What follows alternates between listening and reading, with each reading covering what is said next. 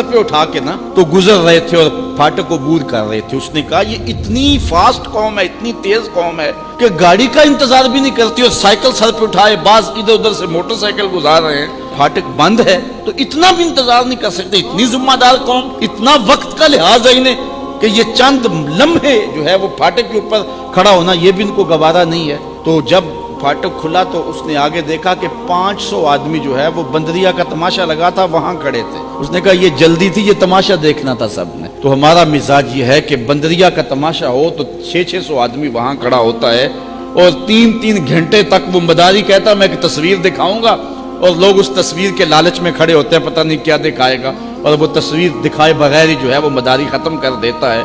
और हम इतने फारिग हैं, ये कभी इलेक्शन का ड्रामा चलता है तो इन सियासतदानों के जो इलेक्शन हाल होते हैं ये हमारे वजूद से भरे हुए होते हैं, उन्हें मुफ्त के बंदे मिले हुए होते हैं। 500 आदमी एक इलेक्शन हाल पे बैठा हुआ है और शाम से बैठा हुआ है, सहरी तक बैठा हुआ है, तबसरा क्या हो रहा है, जीतेगा कौन हारेगा कौन। और मियाँ जो भी जीतेगा लूटे गई, तुम्हें क्या गरज, क्या हो रहा है, हम अपना कीमती वक्त कहाँ बर्बाद कर रहे हैं। अपने वक्त की कदर करें, वक्त तो गुजर रहा है, चाहे सो के गुजार दें, चाहे गफलत में गुजार दें, चाहे ऐशो इशरत में गुजार दें, चाहे जिक्र इलाही में गुजार दें। इसकी मिसाल चक्की की तरह है कि चक्की चल रही है, अगर उसके अंदर गाला डाल देंगे तो वो अब दानों को पीस देगी, और अगर नहीं डालेंगे तो फिर भी वो चलती चली जा रही है, खाली चली जा रही है। तो ये जिंदगी का जो मीटर चल रहा है ना सांसों का, ये तो चलता ही जा रहा है। ये सोए हैं तब भी चल रहा है, बेहोश है तब भी चल रहा है। ये नहीं है कि जो जिंदगी दी गई है बेहोशी के लम्हे निकाल लिए जाएंगे या जो सो के गुजारे हैं वो निकाल लिए जाएंगे, नहीं। ये जिंदगी का मीटर मुसलसल चल रहा है और हम लम्हा लम्हा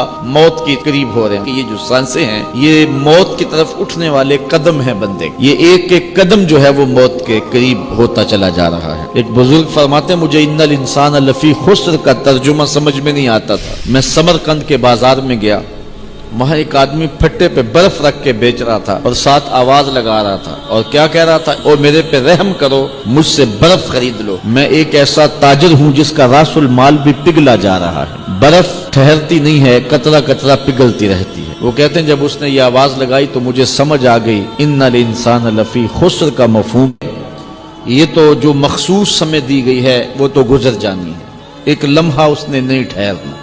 इंसान इन जिंदगी के सांसों के बदले नेकियां कमा ले, हर सांस के बदले इस्तिग़फ़ार पढ़ ले, दरूद पढ़ ले, अल्हम्दुलिल्लाह कह ले, सुभान अल्लाह पढ़ ले, तहमीद तस्बीह तहलील पढ़ ले, तो ये सांसें काम आ गई। वरना बर्फ के पिघलते हुए कतरों की तरह जिंदगी सांस सांस करके टूट रही है और मैं और आप लम्हा लम्हा मौत के करीब हो रहे हैं।